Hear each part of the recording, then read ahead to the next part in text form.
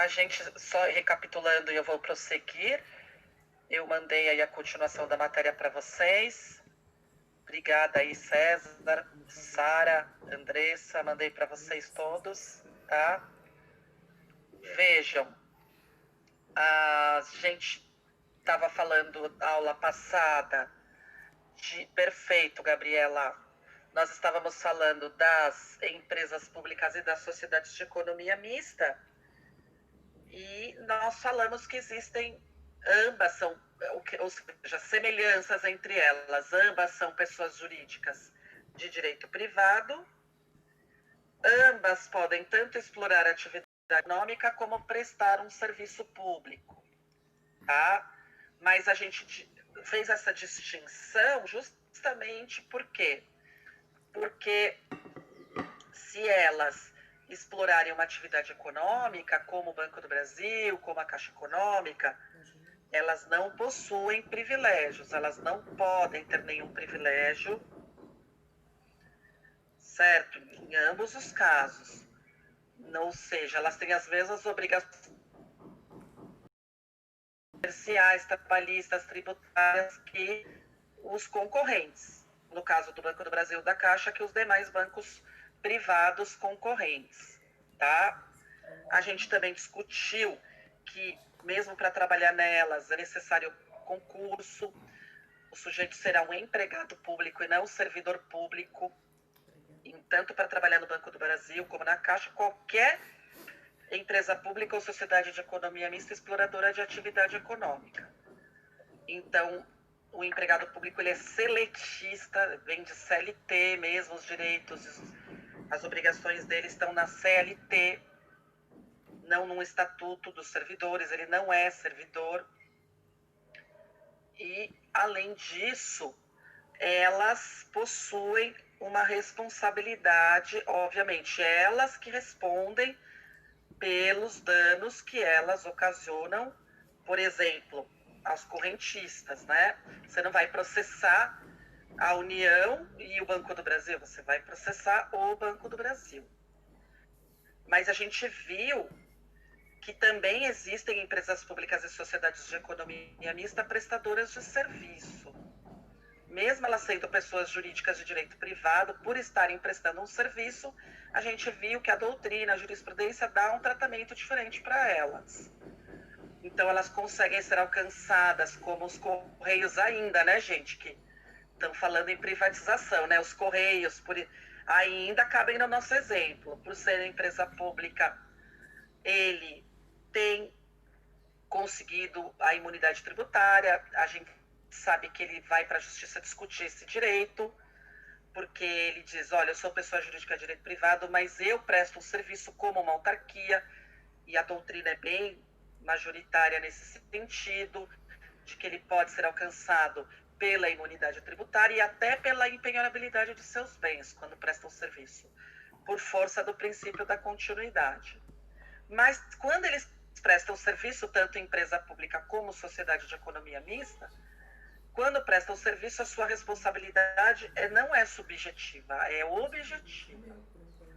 Nos termos, aplica-se a elas, né, o artigo 37, parágrafo 6º da Constituição. Então, só recapitulando, né? Então, a elas também se aplica a responsabilidade objetiva. Mas, por último, então, qual é a diferença de empresa pública e sociedade de economia mista? Qual é a diferença, pessoal? Principalmente uma, que é o capital. O capital de uma empresa pública, ele é totalmente público, certo? E o capital... Ai, alguém me lembrou aqui de gravar a aula, obrigada. E o capital, ainda bem que eu estava recapitulando, que a aula, a matéria de hoje eu vou começar agora. E o capital... Daí, Jaqueline. Segundinho. Pronto, agora gravando, pessoal. O capital da empresa pública é totalmente público, seja ela exploradora de atividade econômica, seja ela prestadora de serviço. O capital da sociedade de economia mista já é diferente, pessoal. O capital da sociedade de economia mista, ele é misto, tá? ele é misto, ou seja, 50% das ações, no mínimo, né, com direito a voto, tem que ser públicas. E o restante privado, tá? Então, pessoal, vejam o seguinte, nós, fechando esse assunto, tem mais alguma diferença? Tem. A forma societária, né, em se tratando de uma empresa pública, ela pode adotar quaisquer das formas. Pode ser uma limitada, tem alguém com o som ligado. Então, pessoal, ela pode adotar quaisquer das formas em se tratando de empresas públicas. Tá? Em se tratando de uma sociedade de economia mista, então, sendo uma empresa pública, ela pode adotar quaisquer das formas admitidas em direito. Ela pode ser uma SA, ela pode ser uma limitada, tá? Em se tratando de uma sociedade de economia mista, não, pessoal. Uma sociedade de economia mista, ela na esfera federal, ela tem que ser uma SA, tá? Ela deve ser uma SA. Eu não achei quem é que está com o som ligado ainda. Mas se o próprio aluno descobrir, nós agradecemos. Emerson, fecha o seu. Achamos. Achei. Obrigada, gente.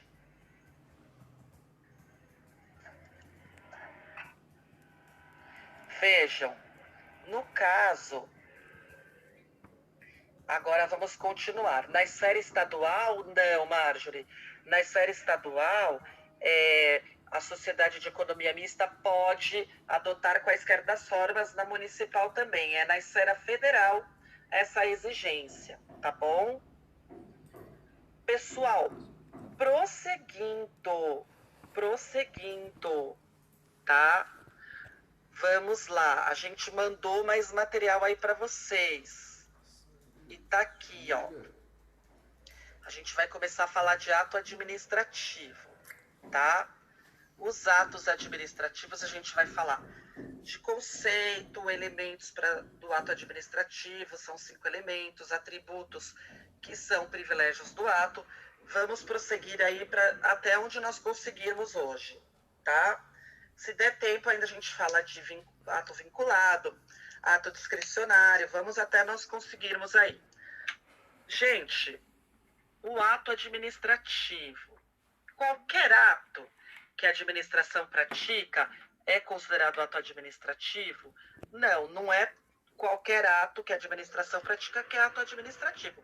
Tem que estar enquadrado no conceito de ato administrativo, tá? Tem que estar enquadrado obrigatoriamente nesse conceito. E também, por exemplo, não é porque a administração, onde a gente está querendo chegar, está praticando o que já é ato administrativo. Por exemplo, nem todos os atos que a administração pratica, ela pratica sob o regime de direito público. Vocês sabem que a administração pública também tem imóveis, ela não pode alugar o seu imóvel?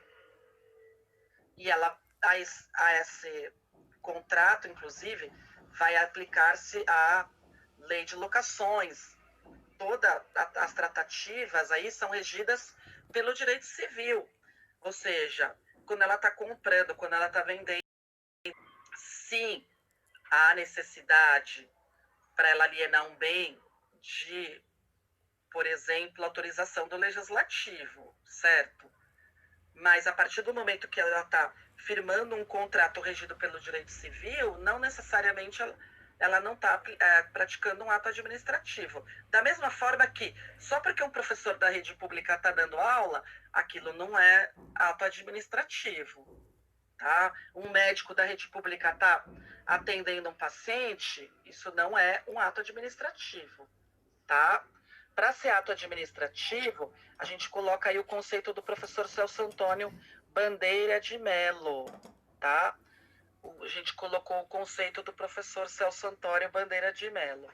E qual é o conceito do professor Celso Antônio Bandeira de Mello? Tá aí, gente. Declaração unilateral do Estado. Porque, por exemplo, o poder público não pode te intimar. Ele depende da sua concordância? Ele não depende.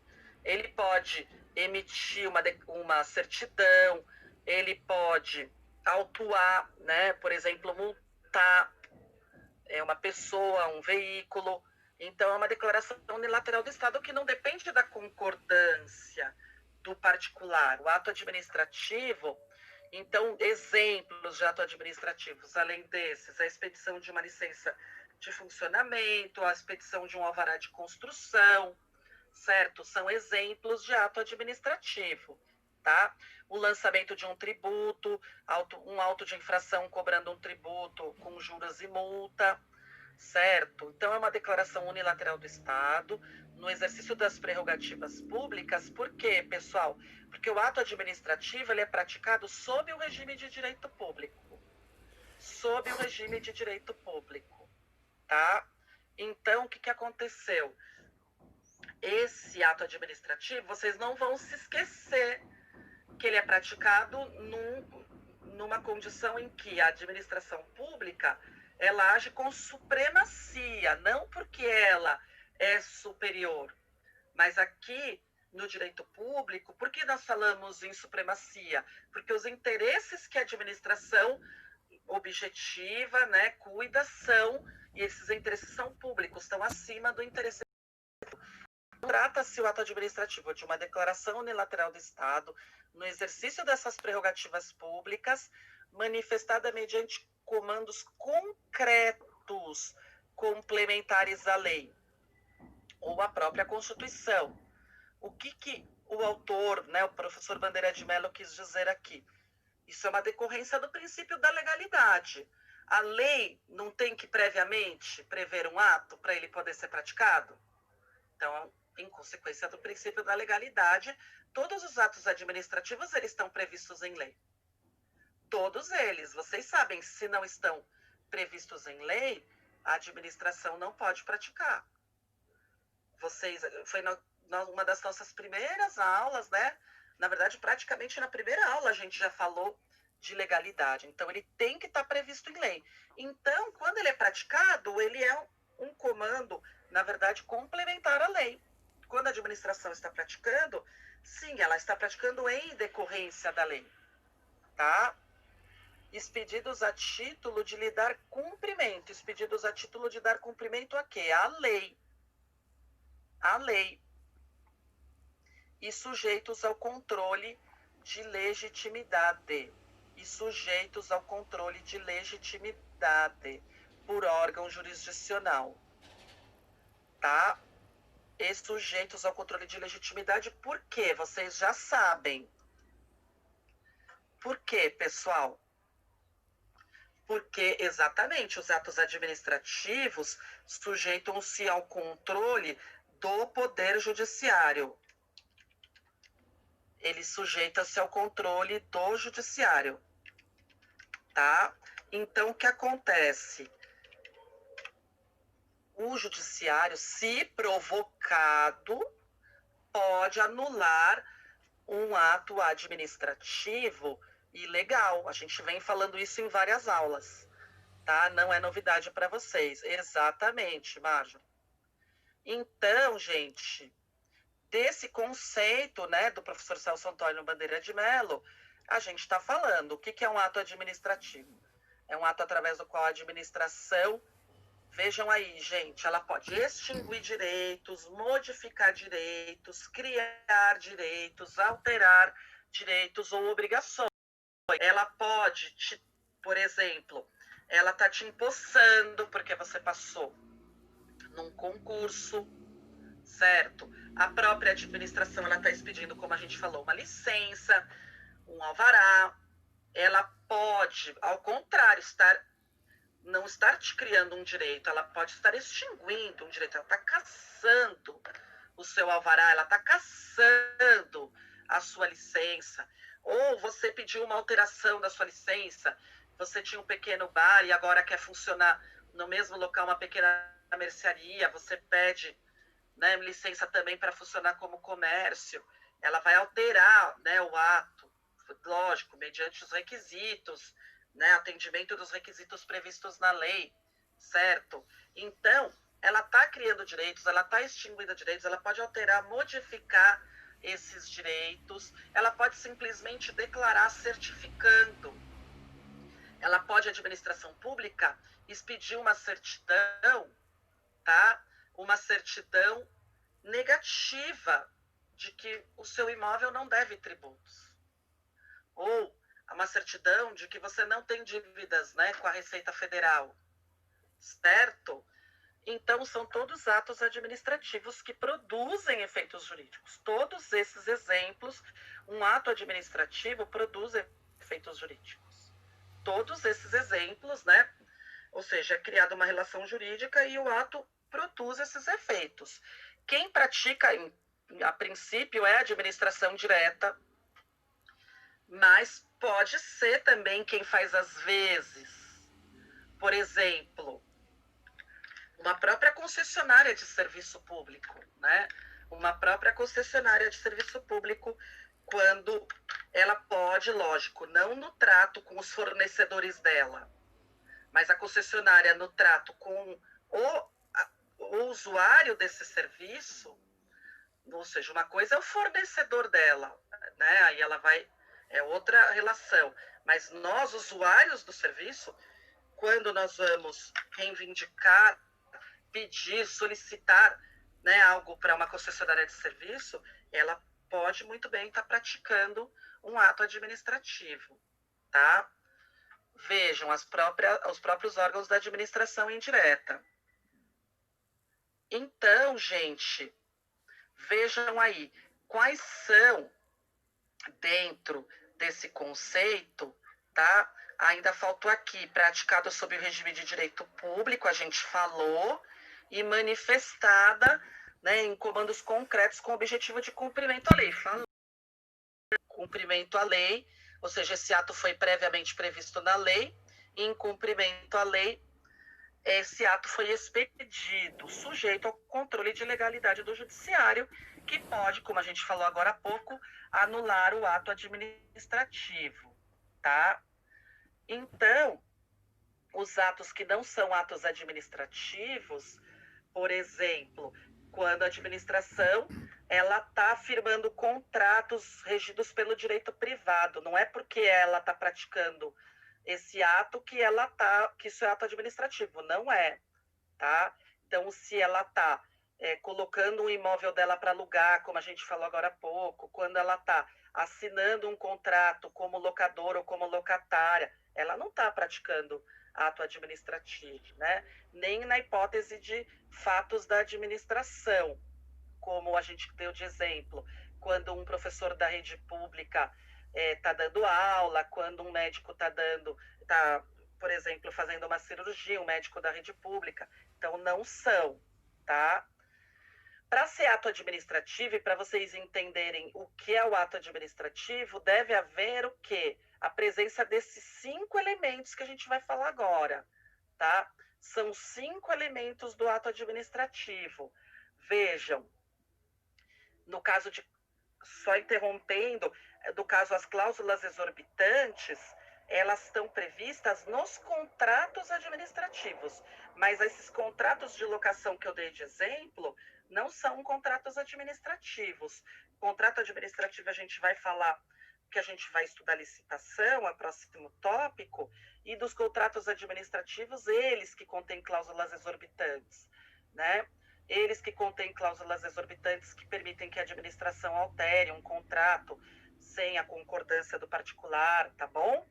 Então, isso elas estão realmente previstas, mas em contratos administrativos. Quais são os elementos do ato administrativo, pessoal? Os elementos, um ato administrativo tem que ficar claro, e isso é muito importante para a gente entender o que é um ato administrativo, tá? Tem que ficar claro, gente, na verdade, essa presença desses 5 elementos. Tem que existir, tem que conter esses 5 elementos em um ato. Se houver um vício, basta um vício em um desses elementos para que ele já tendo esse vício, ele pode ser invalidado, tá? Tendo esse vício, ele pode ser invalidado. Então, vejam, aqui a competência. A competência, em primeiro lugar, o ato administrativo ele deve ser praticado pelo sujeito competente. Quem é o sujeito competente? O próprio, definição já vai dizer, é o que a lei, ou seja, quem é o sujeito competente? Aquele a quem a lei atribuiu competência. Então, gente, um simples exemplo, se eu tiver, não é isso, a 130 por hora num trecho de uma estrada, cuja velocidade, seja permitida, seja 120, e eu estou a 130, e eu sou autuada pela autoridade, não pelo radar, que dificilmente aconteceria isso. Eu sou autuada pela autoridade e essa multa for lavrada, por exemplo, pela Dersa, num trecho da estrada que estava sob jurisdição da DER, ou seja, só porque eu recebi uma multa pela autoridade incompetente, eu já posso, no meu recurso, pedir a invalidação dessa multa? Eu posso, pessoal. Por quê? Porque, vejam, olhem, prestem atenção. Uma questão importante. O ato, ele tem que ser praticado por quem tem competência. Mesmo você, Mônica, tendo ultrapassado o limite de velocidade, você, querendo ou não, descumpriu a lei, mesmo tendo ultrapassado o limite de velocidade. A autoridade que vai lavrar multa tem que ser competente. Se eu estava num trecho de jurisdição da Dersa, eu tenho que ser multada pela Dersa e não pelo DER, certo? Então, pessoal, na realidade, esses elementos, eu já vou responder a pergunta, que foi feita, as perguntas que estão feitas, eu só vou analisar esses elementos, faz parte até da minha explicação, tá? Da questão do quem que vê, que estão me perguntando no reservado, quem que vai ver, não é definitivo, porque você pode recorrer, certo, César? Mas quem que vai ver, quem vai analisar? Já vou discutir isso com vocês, tá? Então, vejam, o primeiro elemento é a competência. Se o ato for praticado por sujeito incompetente, eu ou você podemos recorrer e pedir a invalidação desse ato. Eu vou pedir administrativamente, eu tenho um prazo para isso, se fosse a multa de trânsito, e se eu perder, eu vou para a justiça, eu vou para o judiciário. O judiciário só age respondendo se provocado, vocês já sabem. Mesmo diante da maior ilegalidade, ele só pode anular se houver uma propositura de uma ação, tá? Então, a competência, ela é muito importante, porque, lógico, é um dos elementos que tem que ser respeitado. Ou seja, o ato tem que ser praticado por aquele a quem a lei atribuiu competência. É um papel que vocês vão ter que fazer, lá como advogados, quando forem fazer uma defesa. Cassaram a licença de um cliente de vocês, cassaram o alvará de um cliente de vocês, uma multa, ele foi autuado. Você tem que, em primeiro lugar, ver se quem autuou, quem cassou, é competente para isso, tá? Então, o ato tem que ser praticado por quem tem a competência. Tanto que a gente coloca aqui uma citação, não é qualquer pessoa que pode praticar o ato, mas apenas aquele dotado de competência. Ou seja, o vício no elemento competência caracteriza excesso de poder, e você vai discutir isso. Administrativamente, se perder, vai para a justiça. Então, em segundo lugar, gente, o segundo elemento do ato administrativo é o objeto. O objeto, todo ato administrativo recai sobre alguma coisa. Sobre alguma área. Certo? Então, gente, a gente vai citar Maria Silvia de Pietro aqui, mas a gente vai dar um exemplo dentro por exemplo, de uma lei. O exemplo dentro, por exemplo, é bom.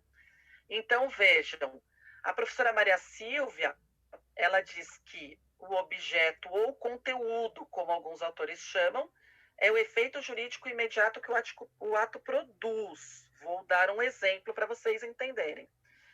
Sendo o ato administrativo, ela está dizendo espécie do gênero ato jurídico, só existe quando produz efeito jurídico. E ela está dizendo que o objeto produz efeitos jurídicos imediatos. Então, vamos entender por quê, tá?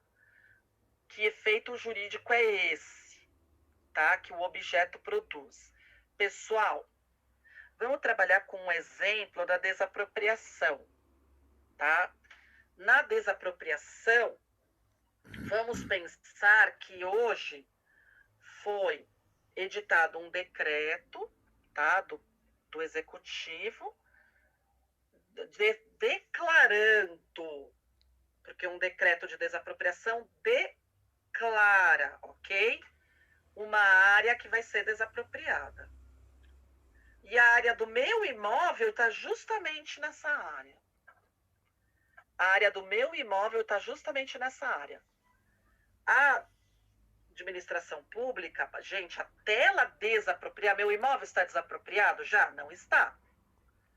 Até ela desapropriar, vai ter uma série de atos. Ela vai ter que bater no meu imóvel, ela vai ter que entrar no meu bem, ela vai ter que avaliar o meu bem, ela vai ter que me fazer uma oferta. Vamos encurtar, né? Vamos supor que eu aceitei essa proposta, foi lavrada uma escritura de desapropriação e aí eu fui desapropriada. Quando foi lavrada a escritura, eu perdi a propriedade e recebi em pagamento uma indenização pelo meu imóvel, tá? Volta lá para trás.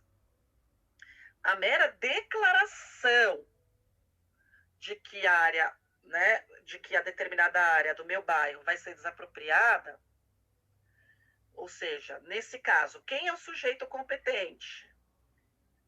O sujeito competente, então, se é uma desapropriação do município, é o município, a prefeitura. Qual é o objeto? O objeto, acabamos de falar, que é a área sobre a qual recai o ato. É a coisa sobre a qual recai o ato. Então, qual é o objeto desse ato? É a área a ser desapropriada, vocês concordam? O objeto é a área a ser desapropriada. E por que eu estou dando esse exemplo? Para você entender por que ela produz efeitos jurídicos imediatos. Por que ela produz efeitos jurídicos imediatos? Tá? Ela produz efeitos jurídicos imediatos, gente, é um mero decreto. É um mero decreto. Mas eu consigo vender o meu imóvel daqui em diante? Eu não estou proibida, eu quero deixar claro. Mas quem é que vai querer comprar, gente? Eu não posso omitir. Eu posso omitir? Eu não posso omitir. Então, pessoal, já não produziu efeitos e até eu receber a indenização, até eu realmente sair do imóvel, pode ter aí 6 meses, pode ter 1 ano, pode ter 2 anos, né? Mas vocês vejam, o mero decreto, que é uma declaração, né? Declaração de que aquela área do teu imóvel vai ser desapropriada, ou seja, aquele objeto, a área, o seu imóvel está lá, já produz efeitos jurídicos imediatos, ok? A pessoa por lei está obrigada, mas a pessoa está obrigada por lei a sair só quando ela receber a indenização. A gente vai estudar, na verdade, desapropriação está dentro do tópico intervenção do Estado na propriedade. É uma das primeiras matérias que vocês vão estudar o semestre que vem. Vocês vão ver que, nesse exemplo que eu dei, onde vai haver um acordo extrajudicial, onde não vai precisar de ação de desapropriação, a pessoa só sai do imóvel quando ela recebe a indenização, tá? Agora, no caso, estão me perguntando aqui de novo, por quê? O que é o objeto, então? O objeto é a área. A gente falou da desapropriação. Mas se fosse uma licença de funcionamento, se fosse um alvará de construção, se fosse um alvará para construir, qual é o objeto? O objeto é a área do seu imóvel, né? ou seja, a área do seu imóvel onde vai haver a construção. Onde o alvará não prevê qual é a área do seu imóvel, é o imóvel inteiro, é o terreno inteiro? Ou seja, esse é o objeto do ato administrativo, tá? Então, você tem um alvará para construir. Ou vai edificar 2 andares, você vai ocupar todo o seu terreno? Então, o seu terreno é o objeto do ato, tá? É a área sobre a qual vai recair o ato, certo? O ato, aquele alvará só vai valer para aquele terreno, certo? Aquele é o objeto do ato administrativo. Agora, gente, são 5 elementos, tá? São 5 elementos. Então, o ato administrativo tem que ter um sujeito competente, tem que ter um objeto, uma forma prevista em lei, tá? A forma, pessoal, significa o quê? A lei vai prever qual é a forma. Normalmente, a lei vai prever a forma escrita. Normalmente, a lei vai prever a forma escrita. O seu alvará não é escrito, a sua licença não é escrita, a sua autuação, a multa que você leva, né, a intimação da multa não é escrita, mas a lei pode prever atos não escritos. Lógico, gente, excepcionalmente, mas vocês conhecem. Vocês conhecem. Autoridades de trânsito estão praticando, autoridades policiais, eles praticam atos não escritos. Atos ou verbais ou apenas gestuais, né? Eles mandam você parar ou, de repente, apenas sinaliza com a mão, não é isso? Passa num comando, não é isso? Policial, a lei prevê, a lei autoriza. Passa num comando, você não é obrigado? Você pode furar? Não, nem tente experimentar furar o comando, né? Ou seja, aquilo é um ato. Nesse caso, aquela ordem para você parar é gestual, às vezes não é nem verbal, é gestual. E você tem que parar e se submeter à fiscalização. Lógico que é exceção, a maioria das hipóteses, os atos administrativos, eles são escritos, né? Mas principalmente autoridades que têm esse poder de polícia, esse poder de fiscalização, elas têm. A lei lhes autoriza a praticar atos gestuais, atos verbais, não é isso? Se houver necessidade de interditar uma rua, com um simples gesto, você já sabe, ainda não tem nem um cone ali, né? Ainda não tem nem... Mas um simples gesto da autoridade, você não pode entrar ali, tá? Então, a forma também está prevista em lei. Por isso que ela é o revestimento exterior do ato. Tá? Eu brinco que é a roupa do ato. É a roupa do ato.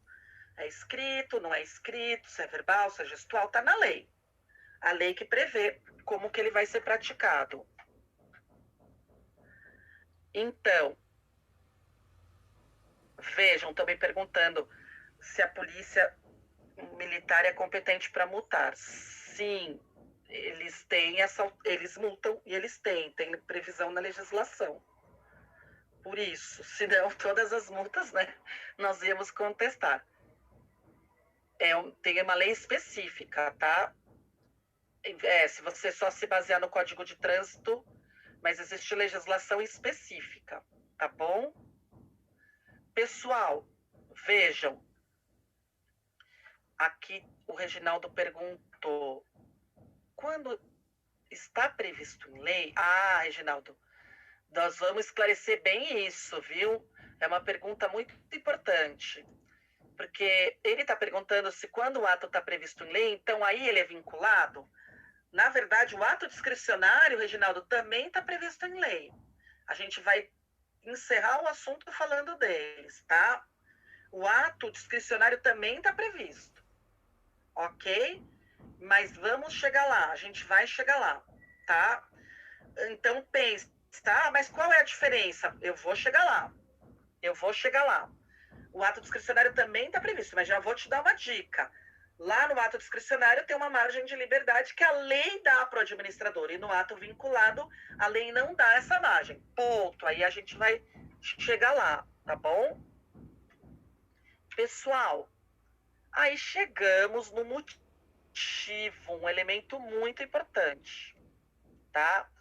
Um elemento muito importante, verdade. Eu esqueci, a gente falou da vinculação e discricionariedade no princípio da razoabilidade, verdade. Já tinha esquecido. Obrigada aí, Marjorie. Então, o motivo são as razões de fato e de direito que levaram à prática do ato. Gente, você vai ter sempre um motivo de fato e um motivo de direito. Sempre. Qual é o motivo de fato? Pega a multa de trânsito. Qual é o motivo de fato? O motivo de fato é a infração que você cometeu, ultrapassou o sinal vermelho. Certo? Esse é o motivo de fato. Qual a infração que você cometeu? Tá? Agora, qual é o motivo de direito? O motivo de direito é a lei. Vai ter um dispositivo, vai ter um artigo da lei que diz que violar, ou seja, passar o sinal vermelho é uma infração de trânsito. Lógico, a lei vai dizer mais que infração. É uma infração punível, né? Qual é a multa, quais são os pontos, mas vai ter um artigo de lei dizendo que é uma infração. Vai dizer se é grave, se é média, se é leve, mas é uma infração. Então, aí agora a gente sempre consegue enxergar. O motivo de fato é a infração. Ou seja, o motivo de fato é a infração. O motivo de direito é a lei. A lei prevê que naquela hipótese você será multado, certo? Que ultrapassar o farol vermelho, ultrapassar o limite X de velocidade, certo? A gente cita a Maria Silvia de novo, tá? A Maria Silvia está dizendo aí, eu vou ler com vocês.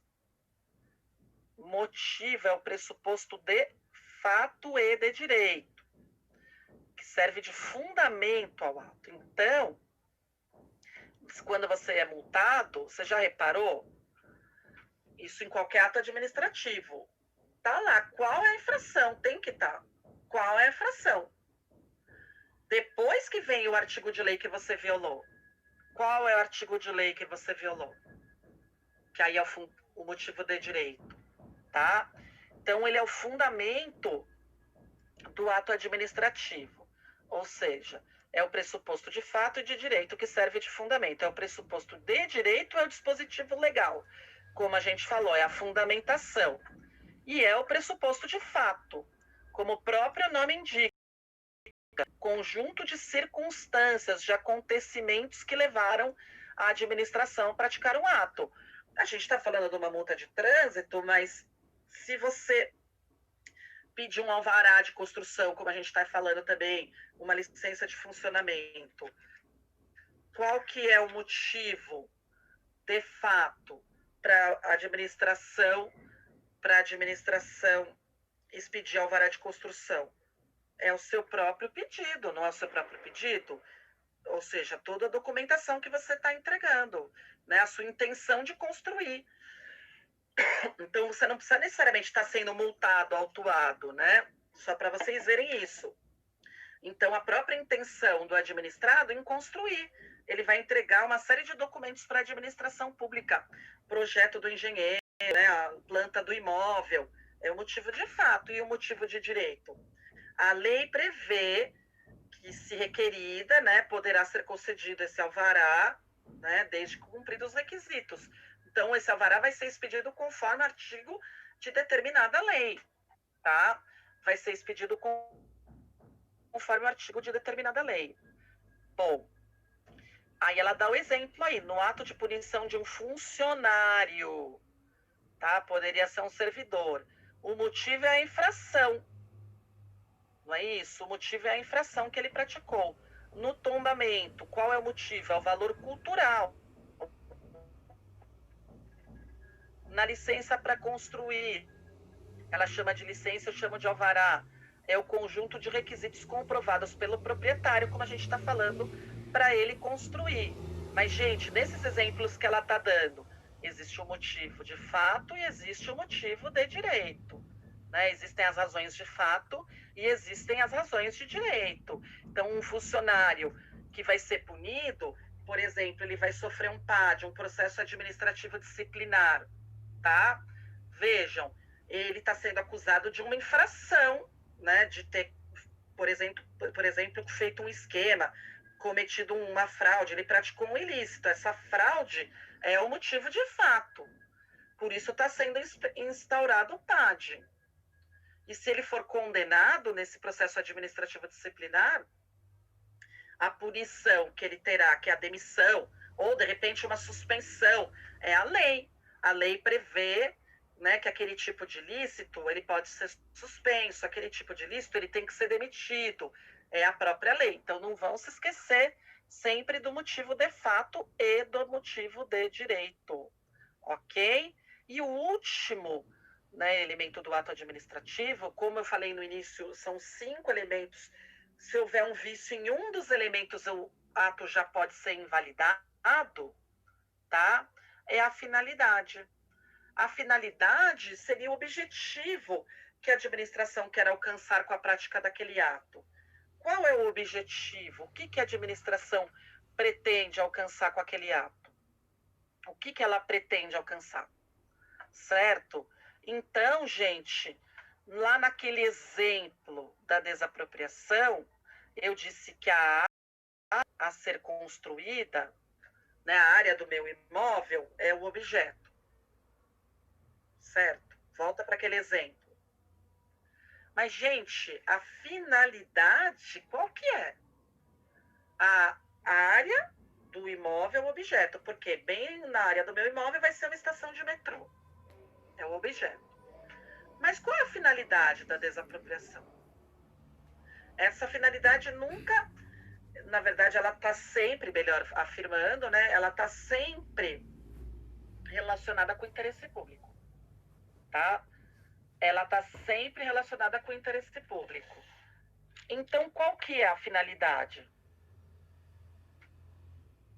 Qual que é? Eu sei que vocês estão escrevendo aqui, eu inclusive estou vendo.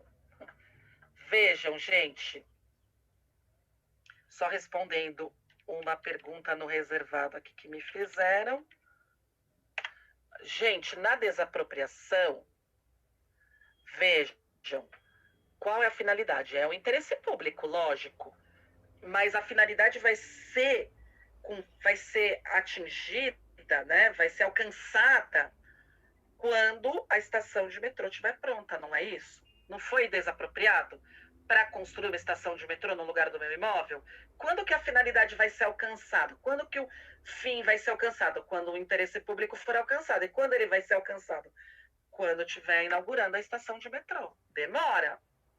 Por que eu estou dando esse exemplo? Eu voltei para a desapropriação. Porque vários autores dizem que a finalidade produz efeitos jurídicos imediatos, ao contrário do objeto. O objeto, nós falamos que ele produz efeitos jurídicos imediatos. A finalidade, muitos autores falam, ela produz efeitos jurídicos imediatos. Inclusive, a gente citou aí a Maria Silvia, está em amarelo, dizendo isso. Por que ela está falando isso? Então, eu quero que vocês enxerguem. Ela está falando isso porque, no exemplo da desapropriação, eu fui desapropriada hoje. Eu não fui desapropriada hoje, se é apenas um decreto declarando que o meu imóvel, a área do meu imóvel é objeto de desapropriação. Vocês entenderam? É um mero decreto. O mero decreto, eu não perdi a propriedade. Não vai ser necessário uma série de atos, né, sequentes, até eu perder o meu imóvel? E ainda o fim vai ser atingido? Sim, quando eu perder o meu imóvel, já é o primeiro momento que o fim foi atingido. Por quê? Porque agora a administração já consegue construir, concordam? Mas ela só vai conseguir atingir a finalidade mesmo quando a estação de metrô estiver pronta. Mas só de eu não estar mais lá, ela já atingiu, num primeiro momento, a finalidade também, concordam? Porque ela já pode começar a obra. Eu não estou mais lá, mas ela conseguiu atingir o fim pretendido né, pelo ato no primeiro dia, logo que ela declarou a desapropriação? Não. Logo que ela declarou, ela não consegue atingir a finalidade. Precisou de uma série de atos sequentes para ela conseguir atingir a finalidade, que era, no mínimo, eu estar fora do imóvel, né, para começar a obra. Mas a finalidade mesmo vai ser alcançada por completo quando o metrô estiver funcionando, né, exatamente na área onde funcionava o meu imóvel. Tá? Exatamente, como estão colocando aqui. É o interesse coletivo, é o interesse público. A finalidade sempre é o fim pretendido pela lei, é sempre o interesse público, tá?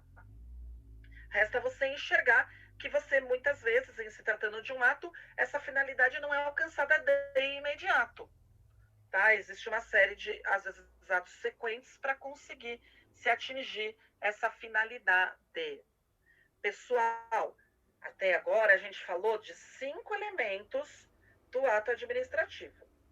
Tendo esses 5 elementos, o ato é válido. Um vício em um desses elementos, o ato é inválido. Basta o vício no sujeito, ou no objeto, ou na forma, ou no motivo, né, ou na finalidade, o ato é inválido, certo? Mas, prosseguindo ainda, existem prerrogativas, atributos do ato administrativo. Ou seja, o ato administrativo, ele possui uma série de atributos, privilégios do ato administrativo. O primeiro vocês já conhecem. O primeiro atributo do ato vocês já conhecem. Vejam aí. Presunção de legitimidade e veracidade. Presunção de legitimidade e veracidade, tá? Então, no caso, a presunção de legitimidade e veracidade é o atributo do ato, vocês já sabem, a gente estudou como sendo um princípio, através do qual, certo? A administração pública, ela pratica um ato e esse ato, ele tem esse privilégio, ou seja, ele goza desse privilégio. Por quê? Presume-se que ele é verdadeiro e legítimo. Presume-se que ele foi praticado de acordo com a lei pela autoridade competente, tá? E é verdadeiro. E aquele clássico exemplo da multa de trânsito. Quando eu sou intimada, presume-se que, lembra, o meu veículo estava lá no quilômetro 300 da Anhanguera e que a multa é legal. Foi feita de acordo com a lei, pela autoridade competente, mas vocês já sabem que, mesmo sendo um privilégio do ato administrativo, esse privilégio, esse atributo, na verdade, não vai impedir que eu ou você recorra. Porque essa presunção é relativa. Essa presunção é relativa. Vocês já sabem que o ônus da prova é nosso, é dos administrados. Mas se é uma presunção relativa, admite prova em contrário, né? Admite prova em contrário. Se você não recorrer, acabar o prazo, aquilo que era relativo fica absoluto. Tá? Você tem um prazo para recorrer. Você perdeu, aquilo que era relativo vira absoluto. Então, vejam, no caso, quando você está falando da presunção de legitimidade e veracidade, eu sei que vocês já conhecem, mas agora vocês conheciam como sendo um princípio, agora vocês estão enxergando como sendo um dos atributos, um dos privilégios do ato administrativo. Aí vem a imperatividade. Gente, é muito importante falar em imperatividade. Por quê?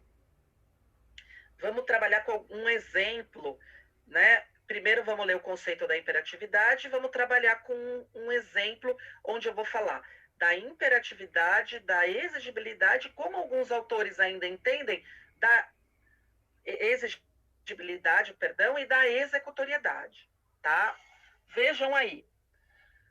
A imperatividade é o atributo através do qual um ato administrativo se impõe ao administrado, independente de uma concordância, da sua concordância. Gente, falou em imperatividade, lembra de intimação. Cada vez que você é intimado, tá aqui, intimação, sob pena de alguma coisa ou não. Se eu sou intimada a prestar esclarecimentos sobre a minha declaração de rendimentos pela Receita Federal. Não está lá, sob pena de nada. É uma intimação, gente, não é? Não tem eu tenho um prazo, dentro daquele prazo eu tenho que atender a intimação. Eu não fico com medo de não atender? Olha, não está lá escrito sob pena de multa, mas e se eu não atender? Você não fica com medo de não atender? Você não tem aquele receio? Porque é a imperatividade. É a imperatividade, tá? Pessoal, então basta você receber qualquer intimação, mesmo que não esteja lá ainda, era apenas para você apresentar uma documentação. Ué, no início de uma fiscalização, você é intimado a apresentar a documentação. Você apresenta, você atende a fiscalização. Você sabe que não atender a fiscalização pode te levar, né, a, no mínimo, multas. Fora, e pode ser fiscalização, não precisa ser só tributária, de qualquer assunto, não é isso? Vigilância sanitária, não é isso? Fiscal de obras. Então, pessoal, a intimação, vamos pensar então. A gente tem um exemplo de uma lei, vou pôr aqui no chat, tá? Me perguntaram, o que acontece se não atender? A própria intimação pode não ter falado, sob pena de, mas se você for olhar a lei, certo?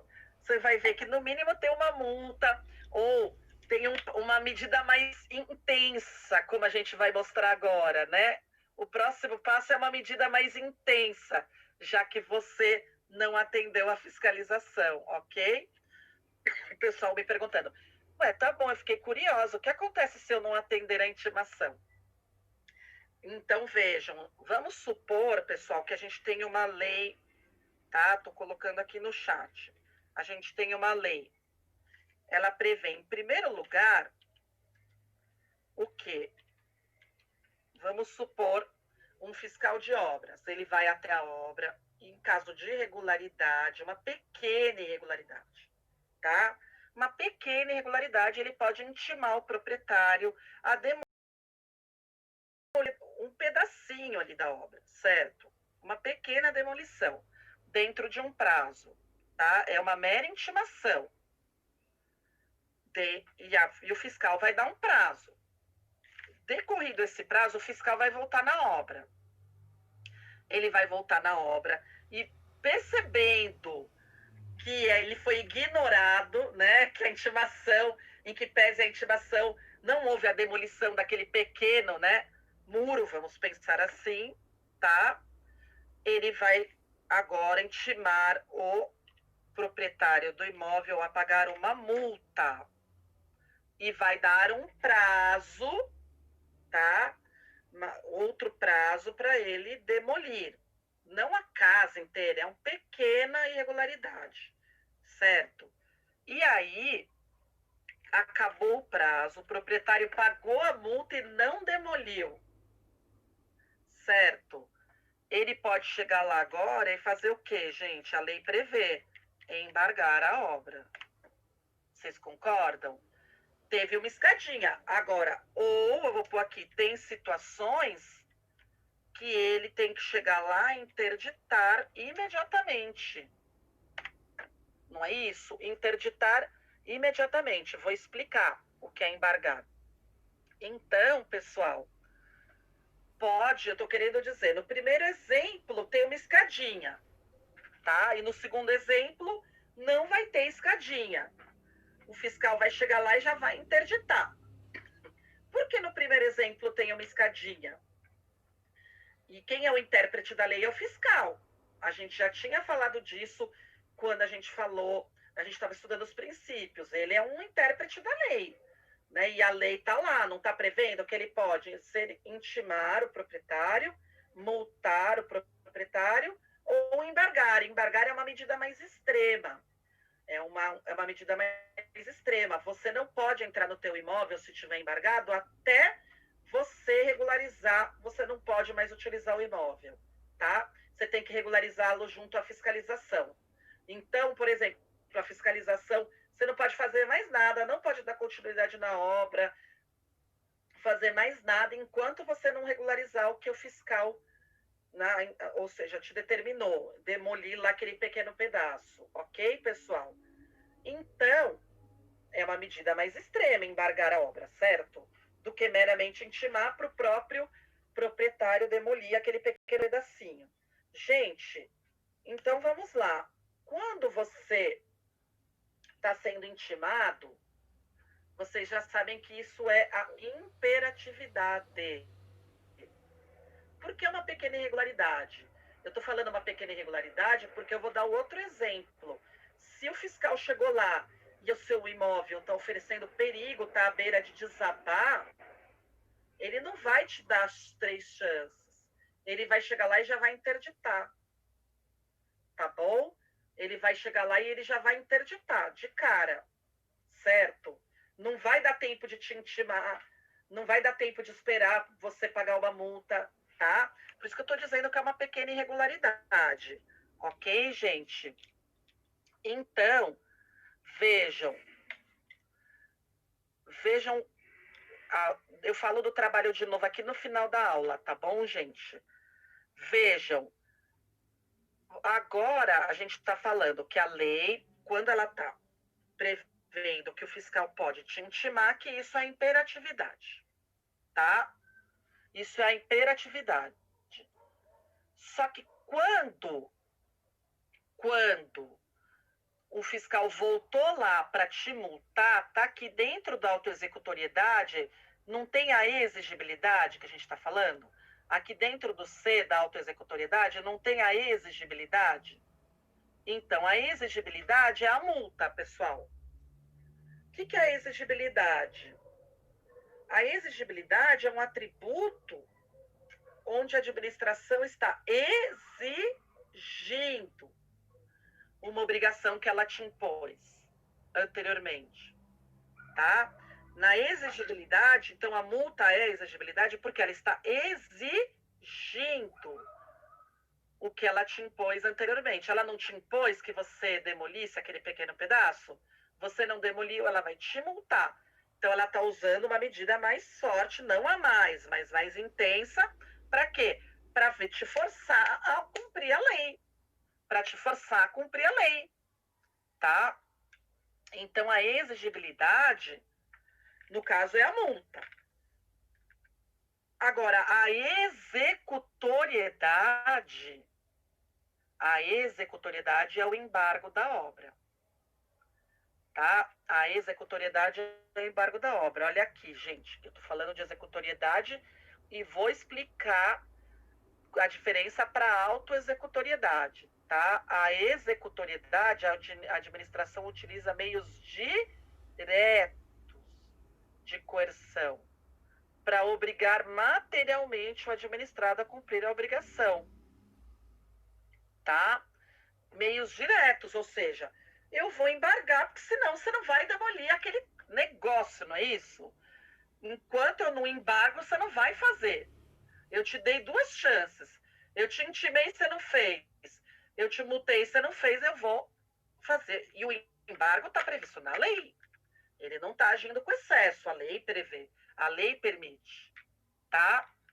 Então, na executoriedade, como a professora Maria Silvia de Pietro diz aí, a administração está utilizando de meios diretos de coerção. É o embargo. Mas na executoriedade, a administração, existe o segundo exemplo.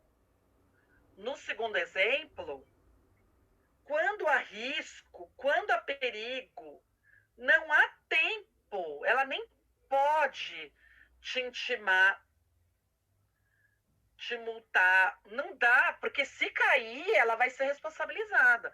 Se aquele prédio cair, piorou se tinha gente dentro, se na verdade caiu para o lado do vizinho e provocou o vizinho, e se for uma tragédia, não é isso?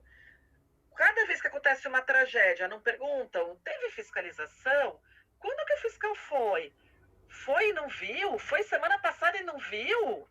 Quer dizer, primeira coisa que olham, que verificam. Então, o fiscal chegou lá, tá para desabar, ele vai interditar. Não dá tempo tempo, ele não vai usar imperatividade. É isso que eu estou querendo dizer. Ele não vai usar a exigibilidade. Ele vai direto para a executoriedade. Quando ele vai direto para a executoriedade, os autores chamam de autoexecutoriedade. Quando ele vai direto para a executoriedade. Por quê? Porque existe risco, existe perigo. Os autores chamam de autoexecutoriedade. Por quê? Ele não precisa de ordem judicial para interditar o seu estabelecimento, o seu imóvel. Ele não precisa. Ele interdita, certo? Desocupa, interdita, sem ordem judicial. Ele tem esse poder, está na lei. Era uma hipótese que a lei permite. Ele vai praticar, ele vai interditar. A própria administração vai demolir, se for o caso, para evitar uma tragédia, vai cobrar do proprietário depois. Porque demolir custa dinheiro, vai cobrar depois. Tá? Já que o proprietário não fez, ela interdita, ela demora. Então, pessoal, é a autoexecutoriedade. A própria administração, ela pode o quê? Ela pode praticar um ato, né, em caso de perigo, etc., ela pode praticar um ato sem a concordância do particular e sem autorização do judiciário. Sem autorização do judiciário, tá? Então, no primeiro exemplo, quando a administração foi lá embargar, ela usou a escadinha, a situação permitia. No segundo exemplo, a situação não permitia. Se a vigilância sanitária chegar num estabelecimento, né, num restaurante, e ela já vê o que ela não deveria ter visto lá, né? Identificam bichos, roedores, e ela interdita, ela tem que interditar esse estabelecimento, tá? Ela tem que interditar de cara, tá? Porque se houver uma contaminação, se alguém tiver um prejuízo, se alguém morrer, porque... Ou, vamos ser menos drásticos, né? Estamos em época de pandemia, nosso coração não aguenta, né? A pessoa teve uma contaminação, mas ela vai ficar bem, não é isso? Ou seja, em razão de algo que consumiu, certo? Ela vai direto para a executoriedade, ela vai direto interditar esse estabelecimento. Isso não quer dizer que a lei não prevê que depois ele vai pagar multa, tudo depois. Ele vai ter que regularizar, não é isso? Tudo depois. Primeiro é a interdição. O PROCON, quando interdita um açougue, por causa de imediato após uma fiscalização sanitária, seria um exemplo de autoexecutoriedade. Já respondo, agora que eu vi, já respondi. Certo? Vejam, a vigilância sanitária, né, ela é uma das que mais utiliza, mas tem, obviamente, fiscalização de obras, né? No trânsito, muitas vezes é necessário também, né? É tudo exemplo de autoexecutoriedade. E por último, gente, ficamos aí com a tipicidade que eu mesma me indago. Se eu me indago, por que ela é um atributo? Porque se você tiver alguma dificuldade de entender por que ele é um atributo, a tipicidade, não vou culpá-la. Por quê? O que é tipicidade, gente? Simplesmente o seguinte: não existem atos administrativos inominados. O que é inominado? Sem nome. Tá? A todo ato administrativo tem que ter um nome. A lei vai dar um nome. Certo? Alvará, licença, não é isso? Ou seja, licitação, posse. Todo ato tem que ter um nome. Todo ato administrativo. Não existem, é só isso. Não existem atos administrativos sem nomes. Mas, professora, por que isso é um privilégio? Eu não a culpo de ter dificuldade de entender. Até porque tem autor que nem coloca nos atributos, tá? Fala de todos os atributos e não fala em tipicidade. Mas eu gosto de colocar, porque às vezes cai em prova da OAB e você nem passou por aquilo, é uma coisa tão simples de explicar, né? E eles adoram perguntar aos examinadores. Cai. Então eu gosto de pôr. E eu me filio aos autores que consideram que é um atributo, tá bom? Mas é simplesmente isso. Todo ato administrativo tem que ter um nome, tá? Todo ato administrativo tem que ter um nome. Ou seja, quem vai dar é a lei. Quem vai dar o nome é a lei, não é a autoridade administrativa que vai decidir agora qual é esse nome. Ok, pessoal? Tudo bem até aqui, gente? Eu não percebi passar a aula de hoje, de verdade. Eu estou olhando no relógio agora e eu vi que nós estamos quase que explodindo o horário aí. Mas com vocês eu estou bem tranquila, graças a Deus. Porque vocês estão aí com a matéria mais adiantada que outras turmas minhas. Graças a Deus, pelo menos uma. Aqui, bom dia, só compartilhando. O princípio da inovação na administração pública, que está sendo discutido dentro da reforma administrativa. Ele fala da questão da exigibilidade. Vou ler. Estão me falando aqui. Legal. Tem toda a minha relação com a matéria que a gente está dando hoje. Estão me avisando aqui. Nessa reforma administrativa, né, que eles estão implantando. Vou ler e vamos ver já no inicinho da aula que vem comentar. Eu não tinha visto. Obrigada, viu? Daiana que me deu a dica aqui.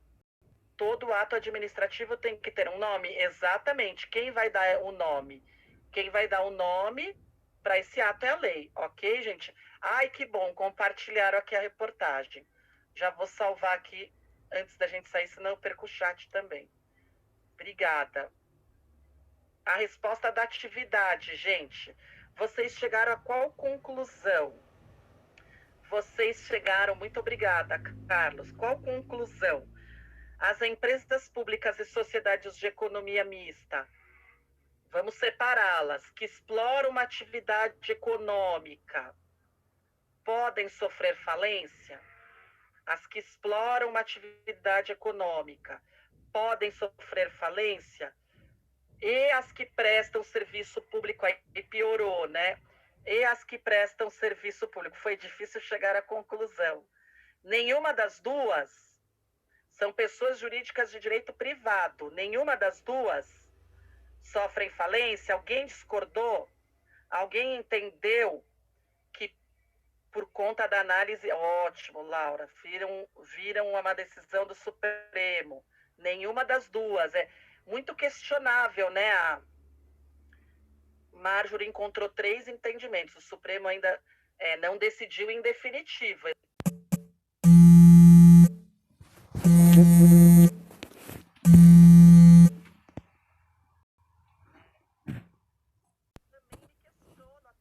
Por que as exploradoras de atividade econômica não podem sofrer, né? Por que elas não podem?